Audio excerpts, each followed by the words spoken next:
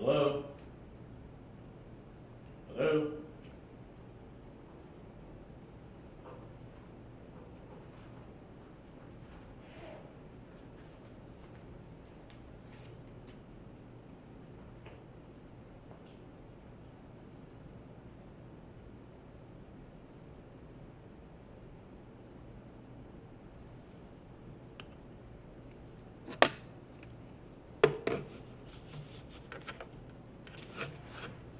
Sorry guys, that's my automated doctor spring my phone.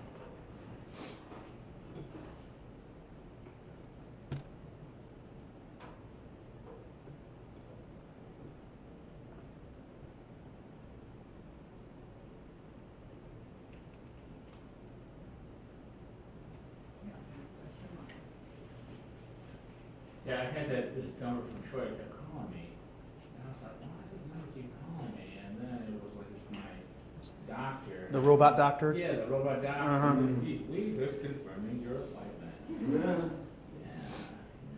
got it, so at least I know the mysterious number that kept calling me. This is silly. Okay, someone's haircut is out. That's Oh, me. that's you, okay. There you go. How am I there? I wonder. What the hell's going on? Parallel universe. All right. Are we ready to roll? Yep, I'm good. Let's watch out for Kat. Just keep your eyes on her. You don't want her to hurt herself. Eric, welcome. Thank you so much for coming. Thanks for having me. We appreciate this. Appreciate it. What do you know about the show? I don't know much about the show. I mean, from what I can tell from the email I got from the agency, it's kind of what's the word I'm looking for? Like just like a video series based on new electronics and gadgets and things that are coming out, and I suppose the consumer's view on them. Mm-hmm.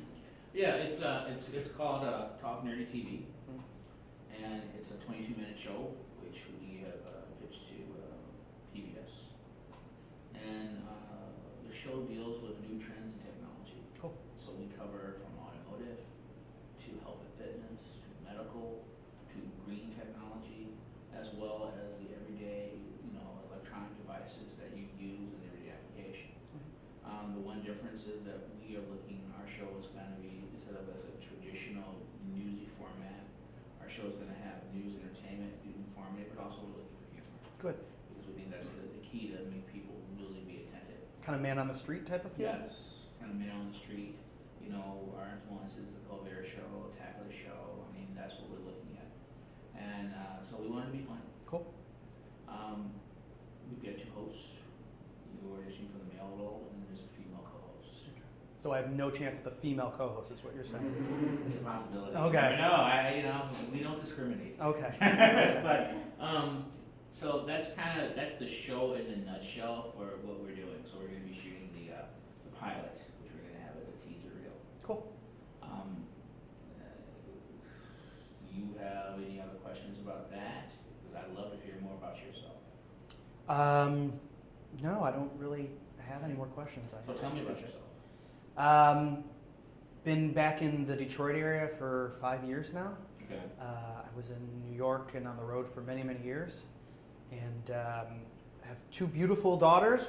My oldest just turned 6 today. Mm-hmm. And I feel that we're a pretty tech-savvy house. My wife is Apple crazy. So we have an everything, iPad and iPods and this and that. Mm-hmm. I love doing man on the street type of stuff. I like doing host stuff. I've done lots of work for that, and it's been a lot of fun for me over the past few years. Mm-hmm. And I think for the most part, I'm pretty quick on my feet. Some improv training back in New York, Mm-hmm. and that's me in a nutshell, I suppose. Okay. Tell me, how has technology influenced your life and changed your life? It's so much easier. My daughter got my old iPad for her birthday today, and her eyes were so big and so exciting. It's just so much easier, I can schedule my next workout class, Mm-hmm. Everything's at the touch of a button now, it seems. Everything. My brother has networked his entire house on his phone and his iPads. It's insane. You know, he can turn lights on and alarms. I think he's working on getting like, what is it? His laundry to hook up somehow. I don't even know how to. He's crazy gadget centric. So I think it's great. I love all the innovations that are coming out. I'm not a huge gamer. Mm-hmm. Other than old school Nintendo. Mm-hmm. But I think it's amazing the technology they're coming out with. The fact that, again, I go back to my brother because when I think of gadgets and tech, if I want to talk to him about that, I talk to him more than anybody. He puts on his headset and his Xbox and he's playing with people all over the world. These role-playing games. I think it's amazing. Mm-hmm. If you could own one piece of technology, pre-existing or something non-existing, what would it be?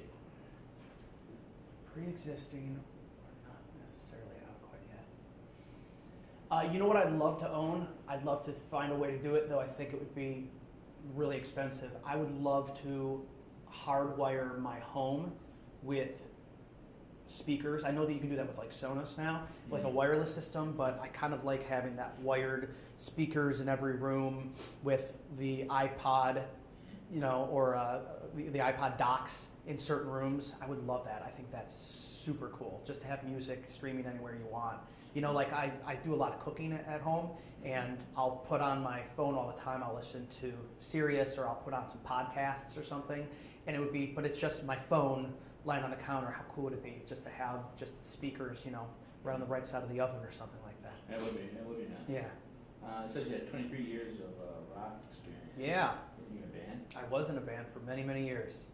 In high school and college, I was in a band, and then in New York, I was in a band for 5 years. And then when we moved home, I still, though I don't play clubs and stuff anymore, I still keep active in theater. I do a lot of music directing, but I kind of just music direct rock shows. Mm-hmm. That's kind of my niche. So Hedwig and the Angry Inch, and did that twice. It was a blast. I love that show. There's talk of maybe a company doing Bloody Bloody Andrew Jackson next season, so I'm hoping for that. Yeah, I stay pretty busy. I stay real busy. And you do celebrity impersonations. Sometimes, some of them I do.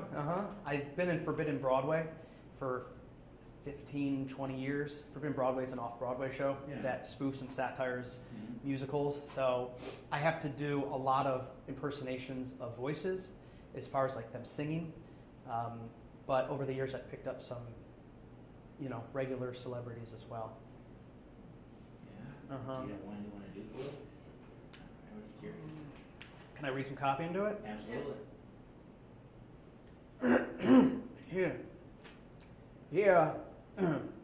Here at Talk Nerdy, to me, only form of hacking that we support is life hacking. The 3 simple tips to hack your life. As one of the people who can't fall asleep at night, try blinking your eyes really fast. For 1 full minute, tight eyes help you fall asleep quicker. A little walking. I like that. That was good. That was excellent. Thanks. Yeah, man. Yeah, I like that. All right, then let's do this. All right. I should be standing, I suppose? Yeah, Please, we're going to have you write on that blue X. Right in that blue X, you got it. And then before you start, can you just say your name and height? Yes, absolutely. All right. And then I'm ready whenever you are. All right. Eric Gutman, 5'9". I think we all get to the point where we want to find that one amazing person and begin to really settle down. And sure, on our phone we have the apps like Tinder, Grindr, OkCupid, even Farmers Only. Recently, a viewer sent me a glowing review of the new app, Beautiful or Batshit, and I had to check it out. See, it's an app that allows the girl to upload a photo, take a quiz, and then it does the distinct honor of letting you know if your lady is beautiful or batshit. It's a scientific process that measures your lady in question's hot to crazy ratio, along with several basic intelligence questions and a past relationship questionnaire. It's a foolproof place to fall in love, if you ask me, or just run for the fucking hills. How about reading the third one? The Hack Your Life? Yes, please. You got it. Here at Talk Nerdy to Me, the only form of hacking that we support is life hacking. So here are 3 simple hacks to hack your life. Are you one of those people who just can't go to sleep at night? Try blinking your eyes really fast for 1 full minute. Tired eyes help you fall asleep quicker.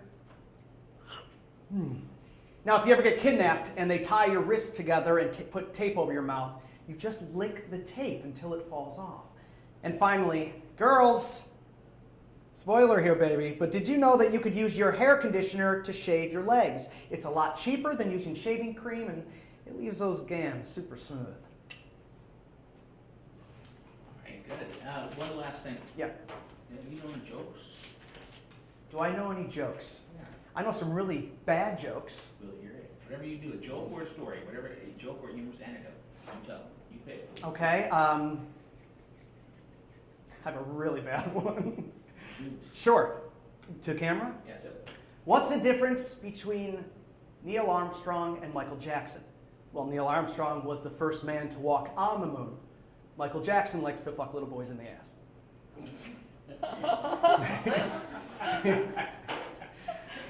I told you it was bad. That's fine. And there's one last thing, just because we saw this on here. Yeah. You do dialects. We just had this conversation about dialects. So, What's the conversation? Should I know what the conversation was before I do it? Kathy was talking about it. So. But I can guarantee that if he says he has a dialect with his theater background, he does have it. Mm-hmm. I was just saying that I am over looking at resumes and people saying they have all these dialects, Right. and they have no business. I mean, that's literally why I put a horrible French accent, because I accent. have the worst French accent ever.